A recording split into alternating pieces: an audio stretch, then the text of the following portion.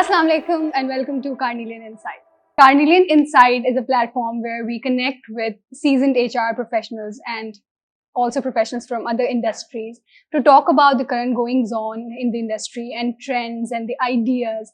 So on today's episode, we have with us Mr. Amir Hamza, who is an HR advisor, talent, culture, and HRBP at UAP. So, welcome to Carnelian Insight, Amir. Thank you so much. Walaikum salam. How are you? I'm good, alhamdulillah. So, my first question to you is that can you share some of the most significant trends that you have observed in the HR industry in the past 1 or 2 years? So I think one of the biggest challenges that HR has had to face has been the whole post-pandemic world, where the new normal and things were really not clear as to how working culture is going to move forward.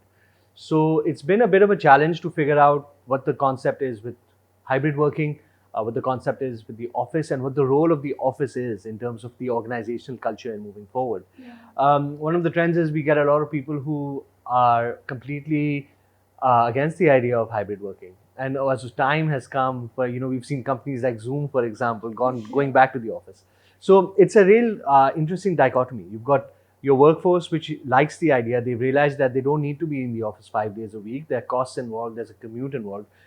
They feel that they can spend a few days at home and work from there. And at the same time, perhaps you've got boomers, you've got people from a different generation where they feel कि नहीं काम office में ही होएगा. And that's an interesting tussle with people because you have to understand where does the real culture of your organization lie and how does it thrive. So I think this is something moving forward organizations really need to focus on is like to what extent can you have hybrid working? How is hybrid working effective in terms of productivity? And moving forward, do you really need to be in office 5 days a week or can you manage 3 days or 4 days a week? What is your preference? Do you like working from home or hybrid or working?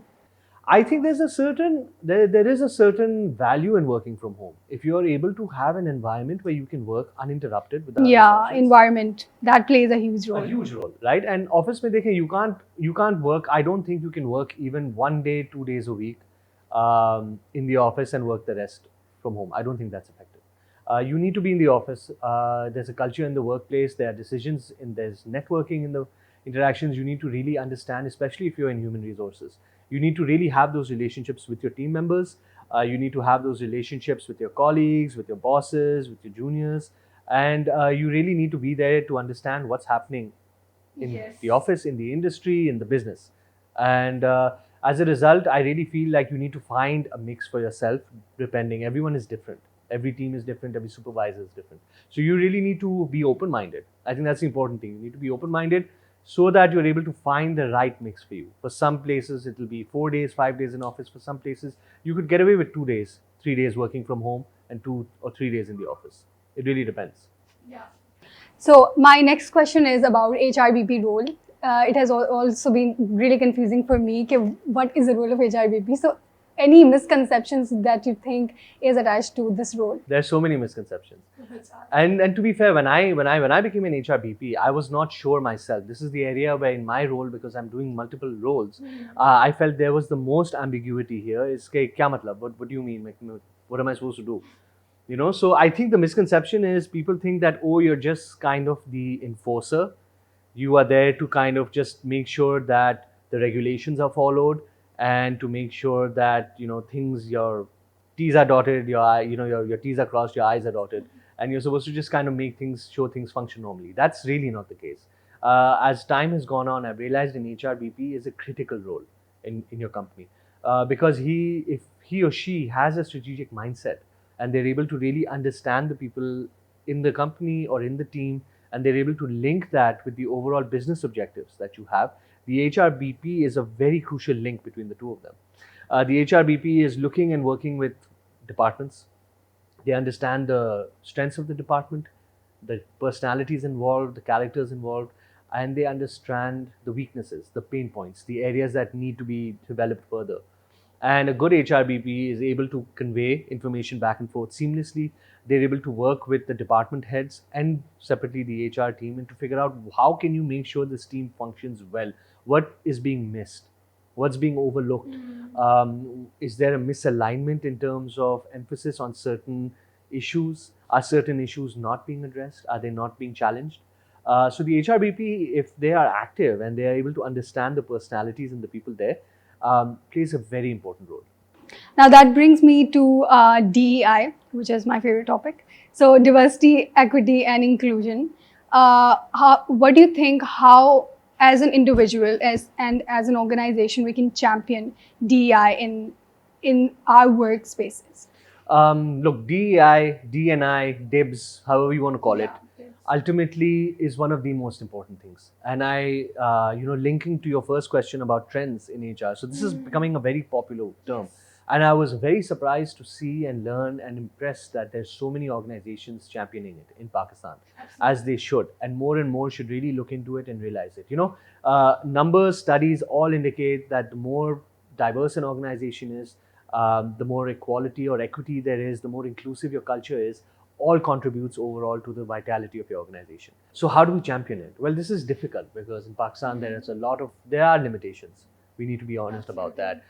There are limitations about, we have different ethnicities, we have different religions, we have, there's a gender parity also. We don't have, although this number is increasing, but comparatively, it's still a very male-centric society. But there are cases to be made that when you have more women in senior leadership roles in your company, you perform better as a company. Yes. When you have more diversity, you bring a lot more to the table. You discuss a lot more things. You have a lot more insights. You're not just, for example, hiring from one institution, one gender, one age group. When you have diversity, you are bringing such a wide umbrella of different backgrounds and perspectives in that you ultimately perform better as an organization. Yes. Now, as you mentioned about institutions, so as a student, we have always heard this, if you're from this university, you'll get a good job and good organizations. If you're from this university, then you will not. So what do you think with time, kya ye biasness hat rahi hai organization se, or are they still going for those big names? Yeah, I think if you really look at the core message of DEI is to challenge your unconscious biases. Right? Biases are present. We all have our own biases about everything. Yeah, absolutely. And we have to challenge them. If you are only hiring, for example, people who are in finance, if you're only hiring from people from a certain audit firm, that limits the kind of experiences that you're bringing into your company. Yes. And I really hope over time people realize, okay, look, everyone comes from different circumstances. You can have someone who worked their way through school, who didn't have the financial means necessary. Yes. They weren't able to go to that institution. However, they can think, they have emotional intelligence, they're adaptable, they're agile, they think strategically, they function as team players. Those are strengths. And if people are able to bring those strengths to the table, it really shouldn't matter what institution they went to. If technically speaking, they are qualified and they have experience, and they're willing to learn and they're willing to change and they're willing to grow, you should consider them. Absolutely. So while we're talking about talent management, it is a huge task in today's world because as you can see that people are job hopping, ठीक है, people are going abroad and अक्सर जब हम भी organization से बात कर रहे होते हैं तो यही होता है कि इतने सारे लोग जो ना चले गए और उनको retain करना बहुत ज़्यादा मुश्किल हो जाता है. So what is your organization doing or what do you think can be done to improve this process in your organization or overall?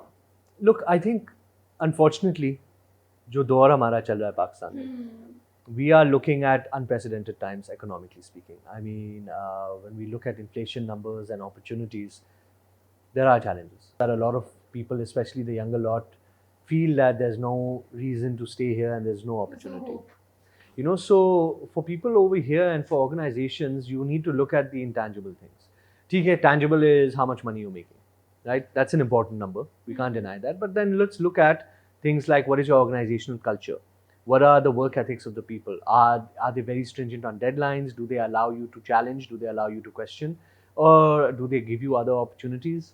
And to create a setup that allows for a good culture, whether it's attention to wellness, whether it's attention to extracurricular activities, training and development, there's a lot an organization can still do for its employees that is not linked to just salary and career growth.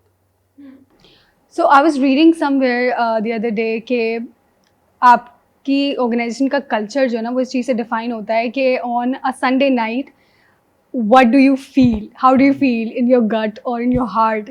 Right? And that says a lot about culture, कि आपकी organization का culture किस तरह से है. So, as an HR, how can you make sure कि वो culture इतना अच्छा हो कि people are excited? क्योंकि this is not practical, right? कि हर दिन अगर मैं एक job role में 2 साल से हूँ, ठीक है, तो मैं हर दिन मंडे के दिन एक्साइटेड नहीं होंगी जाने के लिए कि हाँ यार मुझे सेम चीज़ जाके करनी है. So still what can be done to improve the culture ताकि वो इंसान अच्छा psychologically safe feel करे या फिर is excited to come and work with the people around him. I think you really hit the nail on the head when you said psychological safety. That's very important. People on Sunday night should not be feeling nervous. They should not be anxious कि यार कल वापस office जाना है and I have so much to do और ये है वो है. They should not be afraid. I think हमारी culture is that a lot of organizations are very top down. So they are by nature authoritarian. कि नहीं काम सिर्फ ऐसे करना है and you know they wave the danda and that's no way. People need to feel motivated to want to learn. You can't scare them into doing it. You know, you don't encourage innovation. You don't encourage people really contributing when you do that. So cultures really need to focus on being a safe environment, on being a good environment, on being a fun environment. And people should be able to come, speak freely. They should have flexibility in their deadlines. Everyone needs to be compassionate with each other. Everyone needs to listen to each other. That's very, very important. If people feel like they're heard in an organization and they feel like, you know, no one is going to yell at them, you know, then they feel safe. And they feel like then they can contribute because there's a desire, there's an appreciation for the company that you're working in. Yes. And that goes a lot further than the danda. Yes, and ownership भी वहीं से आती है, and when you're connected with people, then you do contribute to to that organization because you know that is also contributing to yourself. No, absolutely, you know, and the whole concept of teamwork is important. People need to work as a team. That includes your team leader or your supervisor, your manager, whomever, and that includes the people that are reporting. Everyone is working in a thing. But if one person is responsible for the task and he is going or she is going to get into trouble if they don't do it, that kind of thing in the long run is not productive, in my opinion. Yes. So with the rise of remote work and hybrid work, जिसके बारे में हमने पहले भी बात की, how are you approaching talent management and employee engagement in your organization? Okay, employee engagement is harder when you're working remotely because the employee is not there. And that is a challenge, and that has been a challenge, especially in the post-pandemic world. In terms of talent management, sometimes it's a good thing when you tell prospective candidates that, look, we have a hybrid setup and you can work from home. And a lot of people पूछते हैं at the start कि यार ये क्या है? Is it remote working? I've been working remote, you know, I'm used to it. Yes. But the reality is that the engagement really comes in when in the workplace.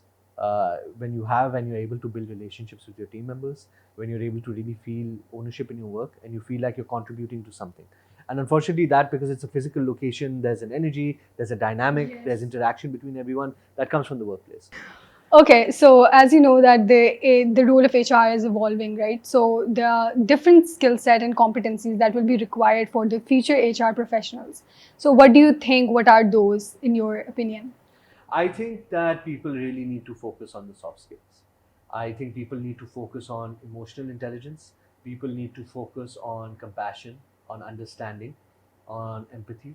People need to be able to relate to others. So that relatability and the whole concept of building relationships with others, irrespective of race or background or age or gender, is very important. Absolutely. And these are kind of soft skills. The more you emphasize them, the more people realize that you know, they have a lot more value, and they're able to, as a result, derive a lot more meaning and value from the work and the workplace. It's very, very important moving forward.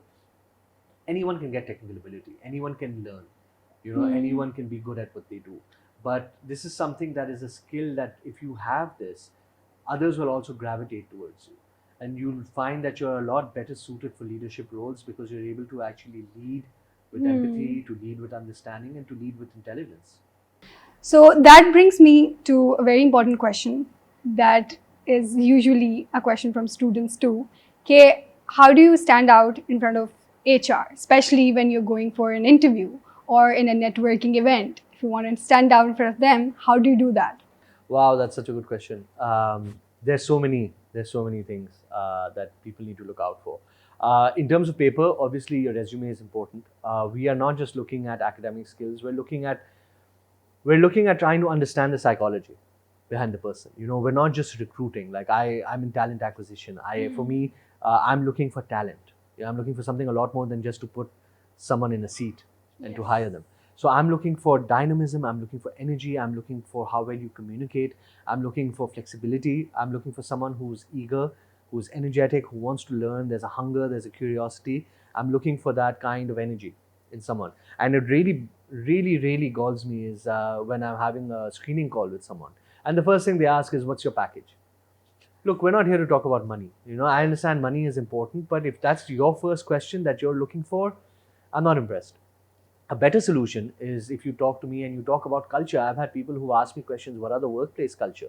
I've had conversations, 20, 25-minute conversations with people because they are so curious and they're asking me relevant questions and I like answering those questions. And I'm able to, the more I engage with them, the more I'm able to understand, look, this person has the right idea, the right values.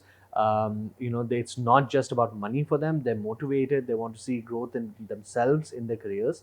And I like this person. This person is good. They have a certain quality that sets them apart from everyone else. And ultimately, that's what your goal should be for any prospective candidate or a student. You want to be differentiated. You want to stand out. You want to show what makes you unique. Everyone is unique, but you need to bring that out. And that's how you engage when you're talking to someone on the end. It's not just about money and it's not about, what are your work timings and what are your benefits. And, it's about like, what can you learn out of it? Ask me how you are going to develop. Ask me how I, as an organization and as a representative of the organization, am going to add value to your career and your growth and your demands. Yes. When someone asks me questions like that, I love having those conversations. Wow. Another question about related to interviewing skills is that अक्सर ये कहा जाता है कि you do not share a lot of details about yourself in an interview. So for example, अगर आपसे कोई पूछते हैं कि tell me your strengths and weaknesses, so you try to present those weaknesses जो ना शुगर कोटेड वीकनेसेस होते हैं हमेशा, ठीक है, कभी कभी वो स्टैंडर्ड भी होते हैं और वो यूट्यूब वीडियोज़ में भी वही सब सेम बता रहे होते हैं, ठीक है. So what do you think, is it good to be really honest or is it fine to give such standard answers?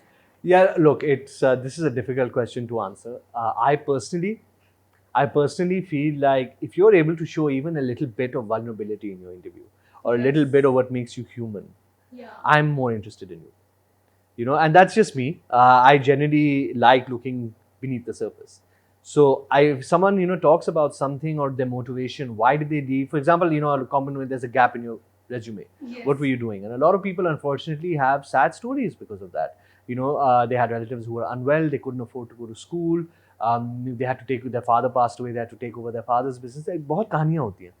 And when you ask a question like that and you get an honest answer, that candidate immediately stands out. Absolutely. A lot of times when they try and sugarcoat things, unfortunately, it's obvious. Yes. And that works against them.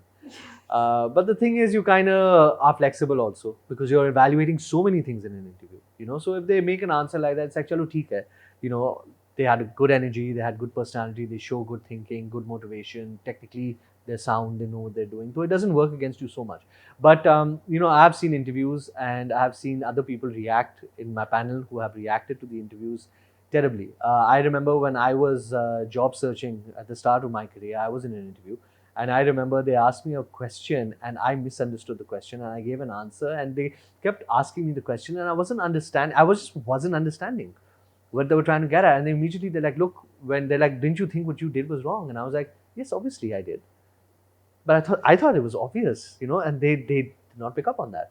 And they're like, we just wanted you to say it. And I thought to myself, well, I've bombed this.